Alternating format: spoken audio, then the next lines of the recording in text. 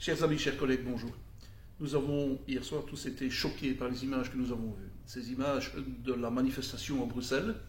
Et nous avons été choqués en tant que citoyens d'une part, puisque depuis 3 mois nous sommes tous confinés, empêchés de voir nos enfants, petits-enfants ou grands-parents, et que nous avons parfois dû éviter de nous rendre aux funérailles d'un être proche qui était malheureusement décédé, et de voir ainsi 10 000 personnes rassemblées contre toute attente et contre toutes ces règles qui avaient été édictées par le Conseil national de sécurité, voilà qui était extrêmement choquant.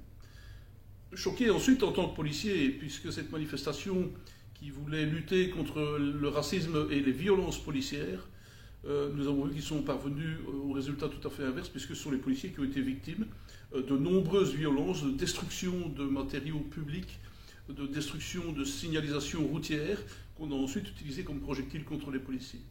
Choqués parce qu'enfin nous avons vu des centaines de personnes se transformer en véritables pillards et mettre à sac des magasins dans la capitale. C'est une situation qui est tout à fait inacceptable, que nous ne pouvons ni admettre ni comprendre, même si évidemment l'émotion est tout à fait légitime et que le meurtre commis aux États-Unis est tout à fait intolérable, inacceptable. Nous partageons cette émotion. La manière dont elle a été exprimée est tout à fait lamentable. Sachez qu'avec le SLFP Police, le SNPS, donc les 2 plus grands syndicats de police, ont déposé un préavis de grève pour qu'enfin on vienne s'expliquer sur ce qui s'est passé là et pour le mépris dont on a fait part envers les policiers.